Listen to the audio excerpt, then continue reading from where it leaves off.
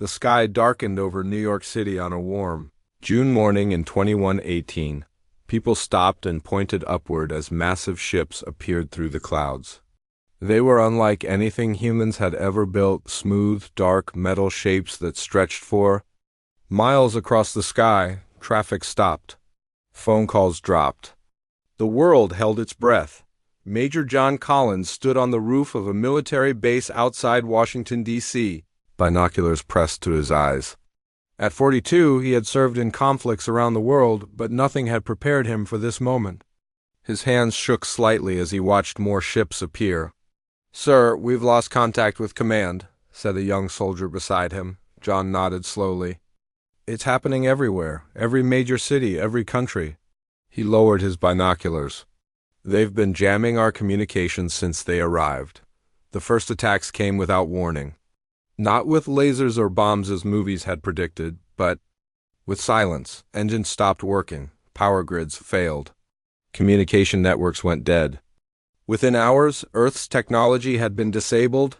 Leaving humanity defenseless, world leaders attempted to establish contact with the aliens. Those who tried to fight back discovered their weapons wouldn't fire or missiles wouldn't launch. It was as if the aliens had simply turned off humanity's ability to resist. 3 days after their arrival, the aliens finally revealed themselves. They called themselves the Vraxian Collective. Standing 7 feet tall with 4 arms and bodies covered in shimmering scales that changed color with their moods, they moved with graceful precision. Their eyes, large, black, and unblinking, seemed to see everything. John was among the military officials present when the President of the United States surrendered. The Vraxian representative, who introduced himself as High Commander Zexler, spoke perfect English in a voice that seemed to vibrate the air around him. "Your world is now under the protection and guidance of the Vraxian Collective," Zexler announced. "Resistance is unnecessary and unproductive. Cooperation will be rewarded. You will continue your lives under new management." Within weeks, the Vraxians established what they called the Directorate, a global authority that replaced all human governments. They divided Earth into sectors, each managed by Vraxian officials. Humans were assigned new roles based on their skills and the needs of the collective. Susan Miller had been a biochemist at a pharmaceutical company before the invasion. Now, she worked in Processing Facility 12, located in what was once Colorado. The facility processed minerals extracted from nearby mountains. Susan didn't know what the Vraxians used these minerals for, and she had learned not to ask questions. The morning alarm sounded at 5 a.m. as it did every day. Susan rose from her small bed in the worker housing unit she shared with 5 other women. The units were clean and provided basic necessities, but they felt like prison cells. "Another day serving our scaly overlords," whispered Karen, her roommate. As they dressed in their gray worker uniforms, Susan shot her a warning look. "Careful. You know they have listeners everywhere." The Vraxians have established strict rules, curfew from 8 p.m. to 5 a.m. No gatherings of more than 5 humans without Vraxian supervision. Restricted travel between sectors and immediate reporting of any suspicious activity. Those who broke these rules disappeared. Breakfast was served in a large cafeteria. The food was nutritionally complete but bland, engineered by the Vraxians for efficiency rather than taste. Susan ate quickly, watching the Vraxian guards who stood at each corner of the room. Their scales shifted between deep blue and green as they observed the humans. Susan had been watching the Vraxians carefully for the past 5 years. While most humans kept their heads down, she noticed things, like how the Vraxians avoided certain areas of the facility where particular cleaning chemicals were used, or how they seemed to struggle with Earth's humidity on rainy days. At her workstation, Susan monitored chemical reactions as minerals were processed through large machines. The work wasn't difficult for someone with her training, but it was monotonous. Next to her worked Bill, a former college professor who now rarely spoke. "Have you heard the rumors?" Bill whispered suddenly, his eyes fixed on his control panel. Susan didn't look up. "What rumors?" "People saying there's fighting up north, humans who got away when they first came." They say there's a resistance. Susan kept her expression neutral. She had heard similar stories before, but they always turned out to be wishful thinking. Don't believe everything you hear. Bill leaned closer. My cousin works in transport.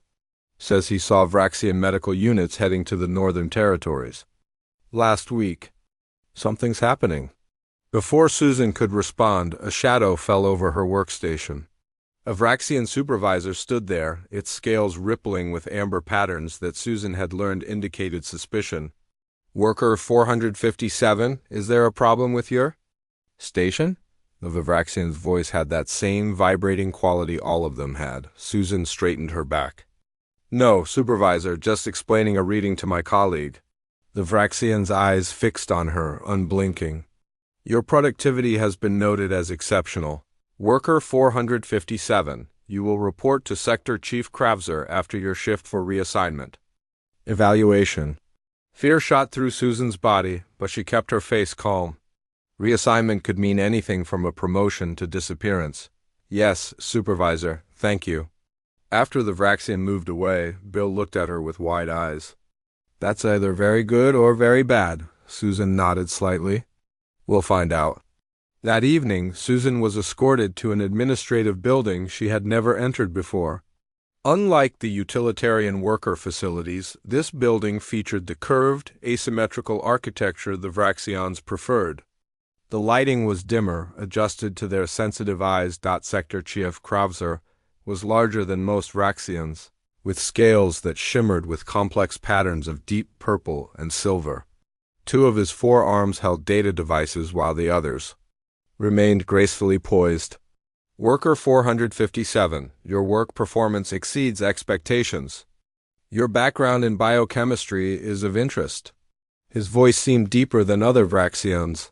You will be reassigned to Research Division. Susan kept her eyes lowered respectfully. Thank you, Sector Chief. The collective rewards efficiency. You begin tomorrow. He made a dismissive gesture with his lower right arm. As Susan was escorted back to her housing unit, her mind raced. Research Division meant access to more information, possibly more freedom of movement. If the rumors of resistance were true, she might learn something useful. That night, Susan lay awake long after lights out. Through the small window of her unit, she could see one of the Vraxian ships hovering in the distance, its dark mass blotting out the stars. 10 years under alien rule had taught humanity to be obedient, to survive by complying, but deep inside, in thoughts she never spoke aloud, Susan held on to a simple truth: Earth belonged to humans. And someday, somehow, they would take it back. Alan Peterson kept his head down as he walked through the halls of the Vraxian Command Center in former Seattle. His blue maintenance uniform allowed him to move around with less scrutiny than other humans. At 32 years old, Alan had spent over a third of his life under alien rule. He had been a college student studying engineering when the invasion happened. Now he fixed things for his alien masters. Today he was assigned to repair environmental controls in the East Wing. A Vraxian guard watched him from the corner as he opened the access panel and began working. Alan had learned to move efficiently and keep his face blank. Show too much curiosity and you'd be reassigned. Show too little competence and you'd be sent to the labor camps. Human, finish quickly. This area will be sealed for decontamination in 30 minutes, the guard said, its scales shifting to an impatient orange red. Yes, Overseer. Almost complete, Alan replied, using the proper title. As the guard moved away to check another area, Alan worked faster. He had fixed similar systems dozens of times before. But this time, he noticed something odd. The filtration system had been modified recently, with components he didn't recognize. He took mental notes, knowing better than to record anything physically. When he closed the panel and gathered his tools, he heard coughing from a nearby room. This was unusual. Vraxians rarely showed any signs of physical distress. Curiosity got the better of him, and he took a quick glance through the door that had been left ajar. Inside, a Vraxian medical officer was examining another Vraxian whose scales had dulled to a grayish color. The sick alien's breathing seemed labored, and it leaned on the examination table for support. The symptoms are progressing faster in the Seattle sector, the medical officer said. This is the 12th case this week. Alan quickly moved away before he could be spotted. His heart raced as he left the command center and headed back to the human residential zone. The aliens were getting sick. This was new information, potentially valuable information. 200 miles north, deep in the mountains of what was once called Canada, Olivia Wright led a different kind of life. The former Army captain now commanded the largest known human resistance cell, hidden in a network of caves and abandoned mining tunnels. Nearly 300 people had created a small, secret society. Olivia stood at a makeshift table covered with maps and handwritten notes. At 45, her once dark hair now showed. Streaks of gray and lines had formed around her eyes. But those eyes still burned with the same determination they had 10 years ago. The supply run was successful, reported Sam, a former park ranger who knew the mountain paths better than anyone. We got medicine, seeds, and some electronics parts, Olivia nodded. Any trouble? None. The trading post at the edge of Sector 7 still doesn't ask questions as long as we have goods to exchange. Their conversation was interrupted by the arrival of Richard Howard, a tall man in his 60s who had once been a general in the U.S. Army. Now he served as Olivia's second-in-command. We just got a message from our contact in Seattle, Richard said, his voice low despite the privacy of their location.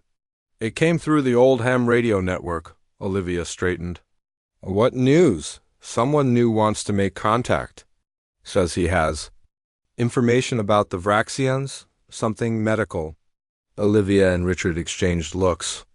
The Resistance had a careful system for vetting new contacts. Many had turned out to be Vraxian traps in the past. Run the usual checks, Olivia ordered. If he passes, bring him in through Route 3.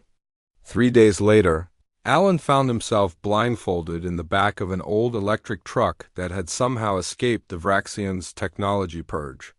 After his shift, he had gone to a specific location mentioned by his contact and waited. 2 humans. He didn't know had approached him, asked a series of questions, and then offered him a choice, be blindfolded or go back home and forget everything. Alan chose the blindfold. After hours of travel, including what felt like switching vehicles at least twice, the truck finally stopped. When they removed his blindfold, he was in a dimly lit cave facing 3 serious-looking people. I'm Olivia, said the woman in the center. This is Richard and Sam. You wanted to make contact. Why? Alan took a deep breath. The Vraxians are getting sick. I've seen it myself. Whatever it is, it's getting worse, and they're worried. Richard's eyes narrowed. How do you know this? Alan explained what he had seen and heard at the command center. As he spoke, he saw the 3 leaders exchange meaningful glances. This matches reports from other sectors, Sam said quietly. Olivia nodded. If the Vraxians have a weakness, a biological vulnerability to something on Earth, this could be significant. She turned her attention back to Alan. We need to know more. Details about symptoms, which areas are most affected, what treatments they're attempting. I'll try, Alan said. But I only have access to certain areas. We might have someone who can help interpret medical information, Richard said. A former biochemist was just moved to a research facility in Sector 9, our contact there says. She might be sympathetic to the cause. Susan Miller's new position gave her access to Vraxian research data that few humans ever saw. The research division was housed in a separate building with advanced equipment and stricter security. Her job was to analyze soil and water samples from different regions and report on their chemical composition. At first, the purpose wasn't clear to her. But after 2 weeks, she began to notice patterns. The Vraxians were particularly interested in samples from areas with high rates of certain bacteria. They were running tests on how these bacteria interacted with synthetic tissue that seemed to mimic their own biology. One evening, as she was finishing her analysis, her supervisor left the lab briefly. Susan took the opportunity to quickly scan through files on the nearby data terminal. The Vraxian language was complex, but after 10 years, many humans had learned to understand basic terms. What she saw confirmed her suspicions. The Vraxians were experiencing health problems. Terms for infection, immunity, and adaptation appeared frequently. When she returned to her housing unit that night, Susan found a note hidden under her thin mattress.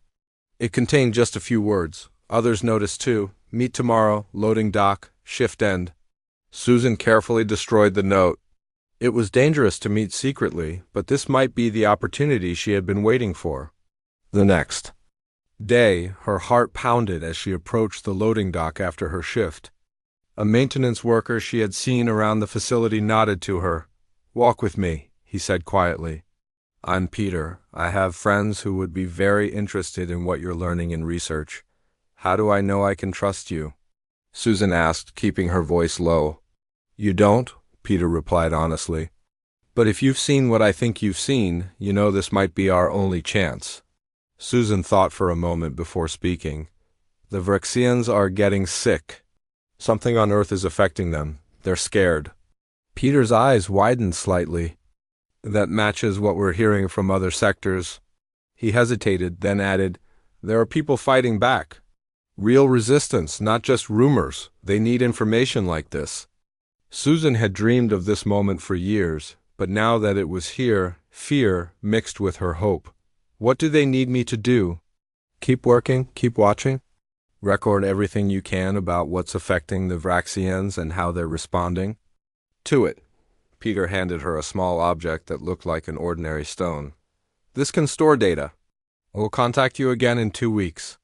As they parted ways, Susan felt something she hadn't experienced in a long time. Purpose. For the first time since the invasion, humans had found a potential advantage. The Vraxians might control Earth's surface, but Earth itself seemed to be fighting back in its own way. And now, humans would help their planet finish the job. Frank Martinez crouched in the darkness beneath an abandoned subway station. At 38, he had once been a network security specialist for a major tech company. Now he used those skills for the resistance. Around him, salvaged computer equipment hummed softly. Frank had spent 3 years collecting these parts, piece by piece, smuggling them through checkpoints and past Vrexian patrols. "Signal strength is good tonight," he told the woman beside him.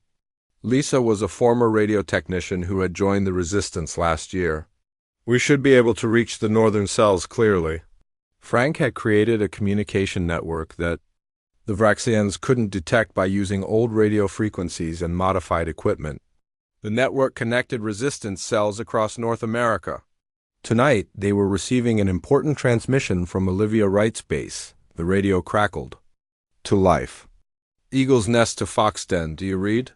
The voice belonged to Sam, Olivia's trusted lieutenant. "Foxden receiving," Frank replied into the microphone. "We're secure." "The package arrived safely," Sam said, using their code for new personnel. "Eagle says it's time to move to Phase 2. "The doctors have confirmed our theory." Frank and Lisa exchanged excited glances. Phase 2 meant that Susan Miller's research, combined with what Alan Peterson had observed, had been verified by the medical experts in the resistance. "Understood," Frank replied. "We'll begin preparations.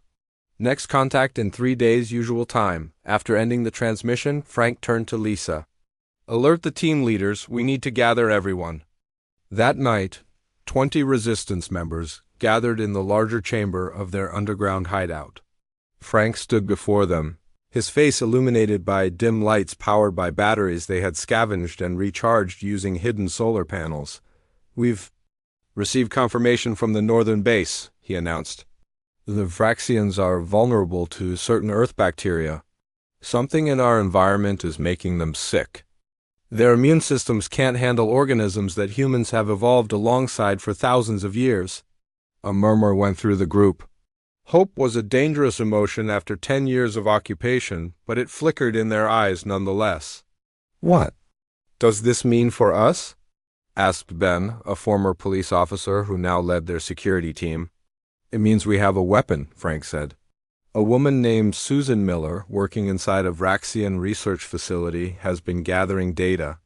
She's identified specific bacteria that affect the aliens most severely. Now we need to find a way to use this information." Hundreds of miles away, in the mountain base, Susan Miller stood before Olivia Wright and her command team.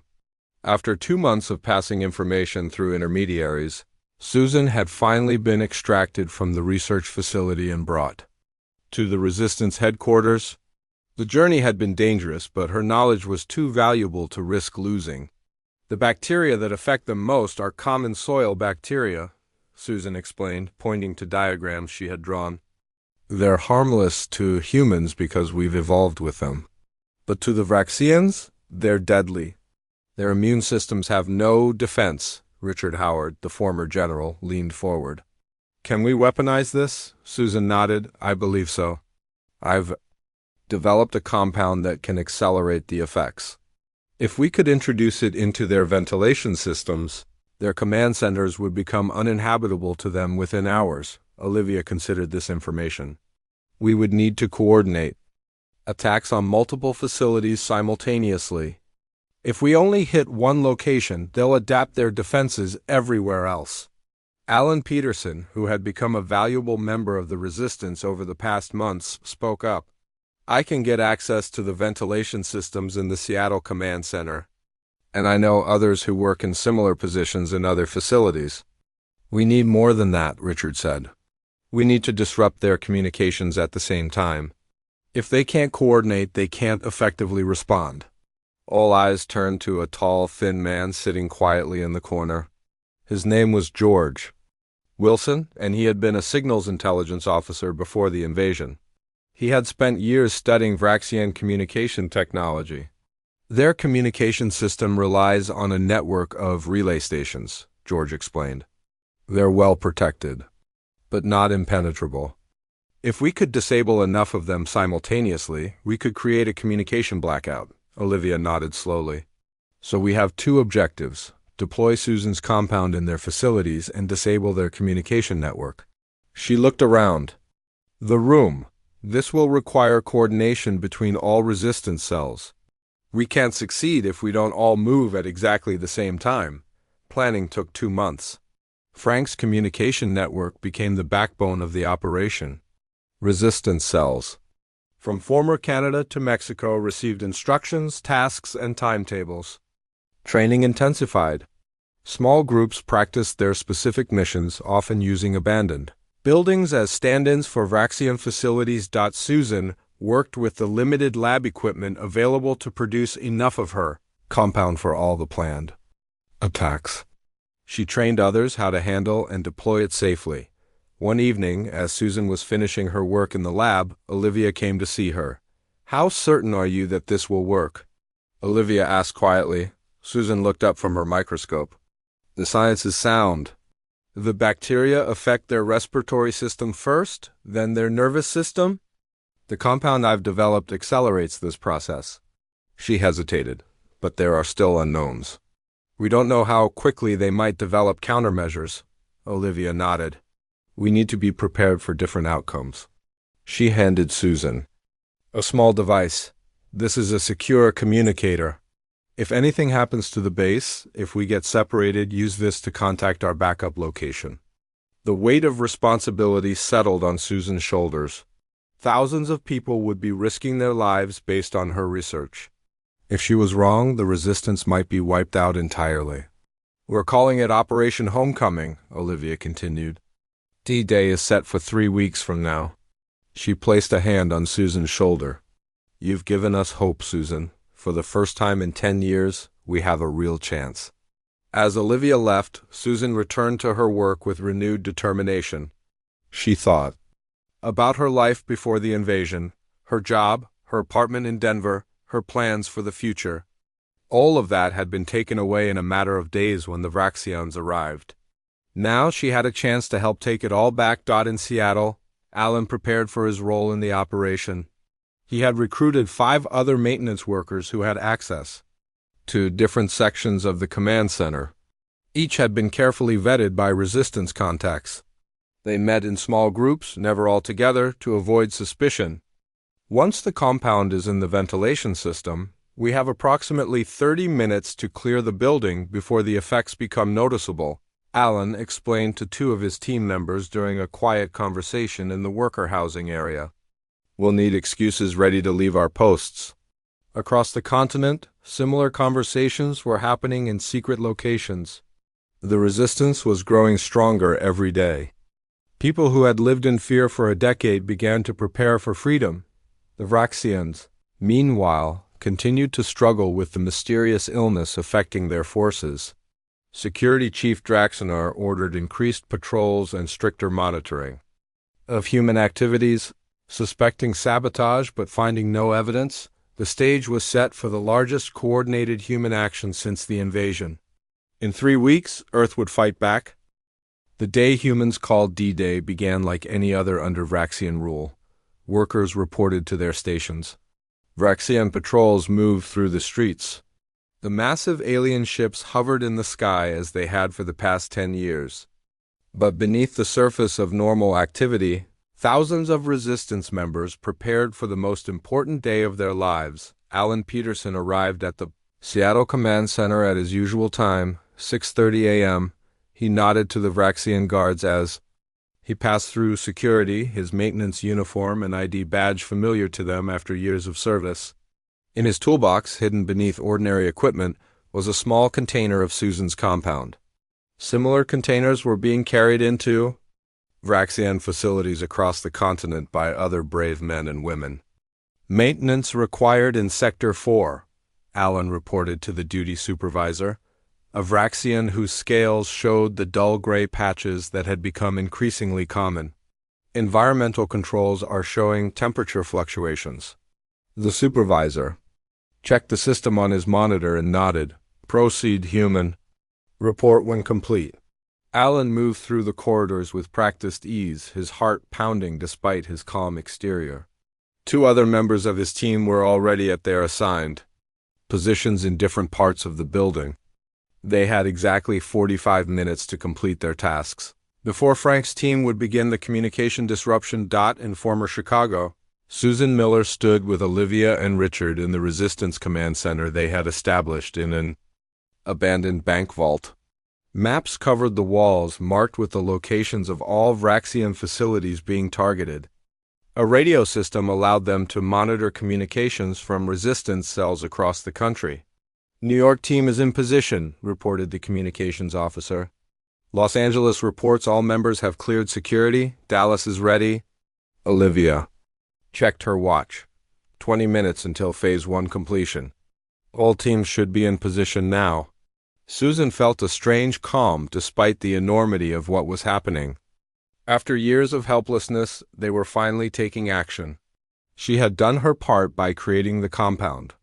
Now, it was in the hands of people like Alan, back in Seattle. Alan reached the main air handling unit for the command center. He worked quickly to open the access panel, glancing around to ensure he was alone. His hands moved with practiced skill as he connected a small device to the control system. In position, he whispered into a tiny communicator hidden in his ear. Beginning. Installation. Alan carefully opened the container of Susan's compound and poured it into the special dispenser he had built. The dispenser was designed to gradually release the compound into the air system over several hours, ensuring maximum spread throughout the facility. Similar scenes played out in Vraxian command centers in former Chicago, Atlanta, Denver, and a dozen other locations.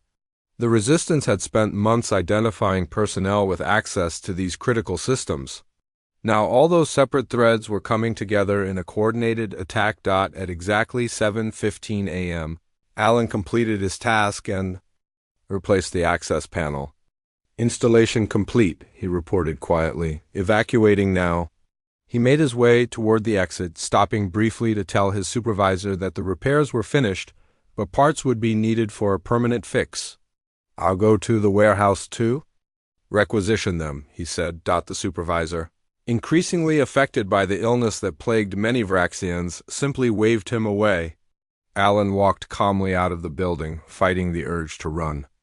Once clear of the command center, he moved quickly to the rendezvous point where other team members were gathering. At 7:30 a.m., Frank Martinez and his team launched Phase 2. In 20 different locations, teams of resistance fighters moved against Vraxian communication relay stations. These small facilities were less heavily guarded than the command centers, but still presented significant challenges. Frank led a team of 6 against a relay station outside former Philadelphia. They approached under cover of early morning fog, wearing salvaged Vraxian security uniforms. 2 Vraxian guards stood at the entrance. "Security inspection," Frank announced in the formal tone the Vraxians used, holding up falsified documents. "Central Command authorization." The guards hesitated, checking the documents. In that moment of distraction, Frank's team moved. Stun weapons, developed from stolen Vraxian technology, disabled the guards before they could sound an alarm. "Move." "Quickly," Frank ordered. "We have 5 minutes before the system registers the disruption." Inside, his team placed small explosive devices at key points in the relay equipment. They were designed to disable rather than destroy, creating maximum confusion in the Vraxian communication network. Similar attacks occurred simultaneously across the continent. The Resistance had studied Vraxian patterns for years, identifying vulnerabilities in their seemingly perfect system.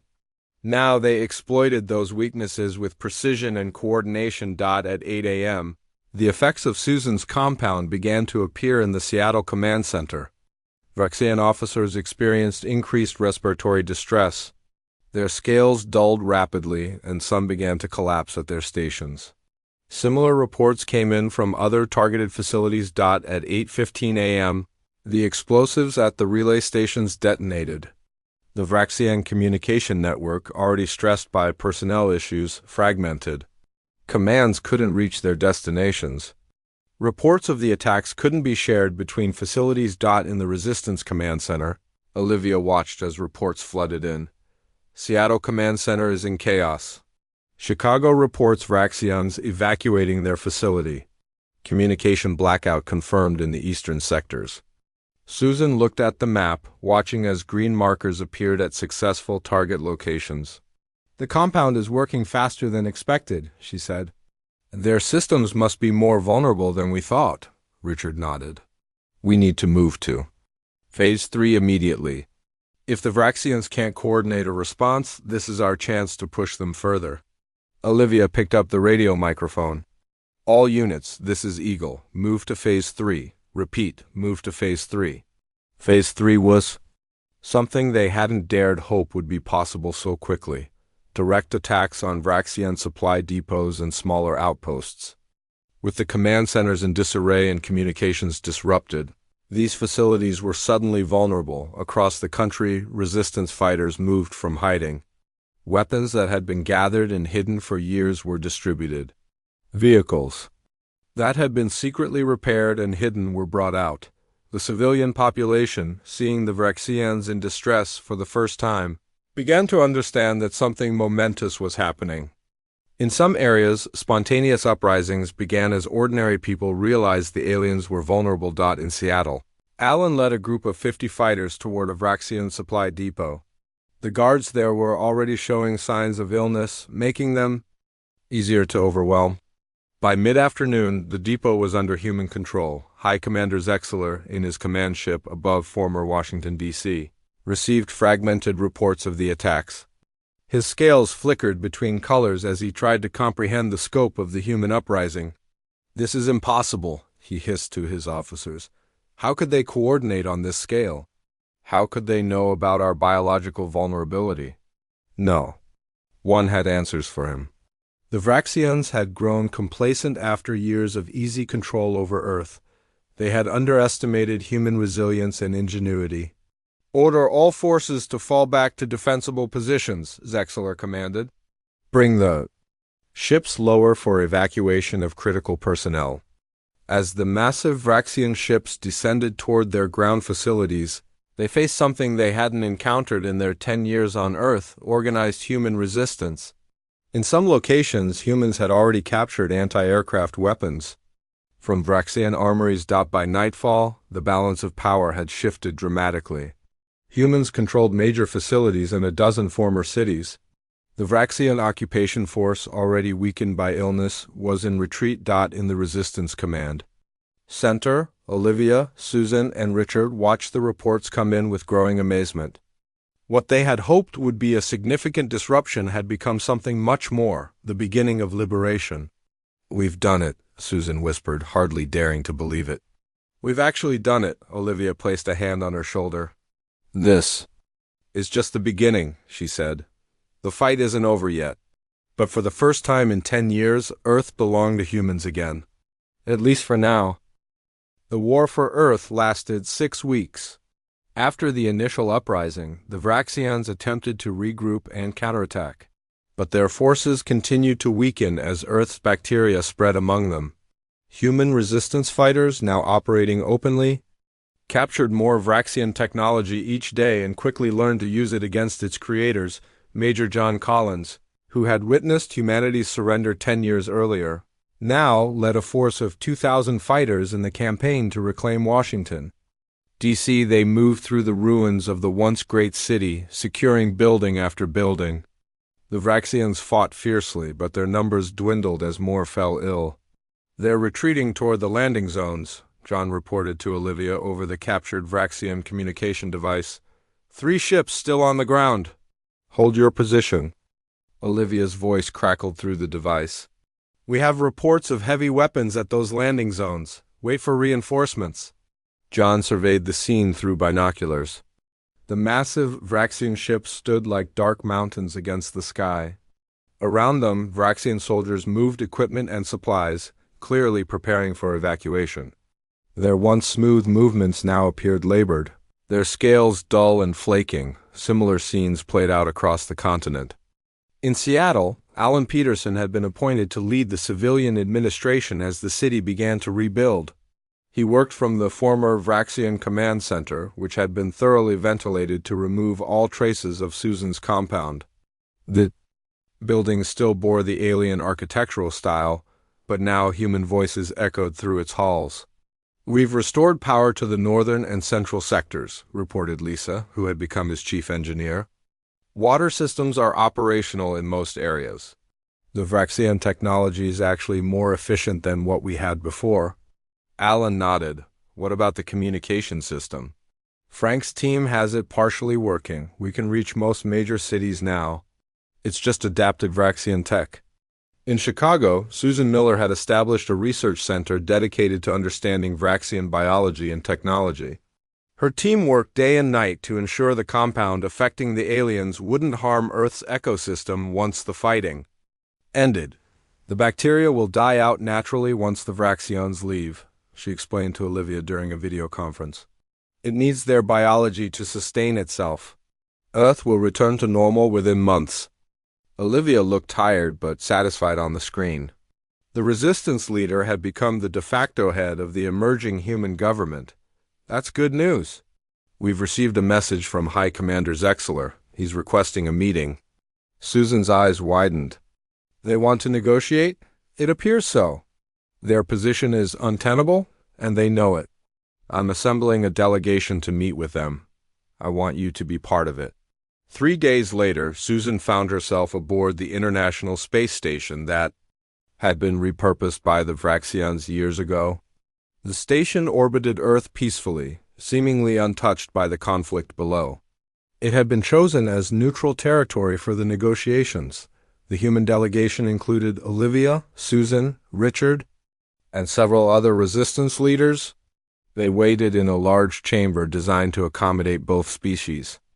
The air felt strange to Susan, adjusted to Vraxian preferences, slightly drier than humans found comfortable when the Vraxian delegation entered. Susan was struck by how diminished they appeared.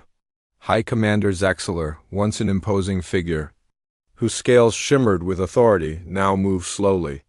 His scales had dulled to a pale gray-blue, and 2 of his 4 arms were supported by mechanical devices. "We appreciate your willingness to meet," Zexler began, his voice lacking its former resonance. "The conflict between our species has reached a point where continuation serves neither of our interests."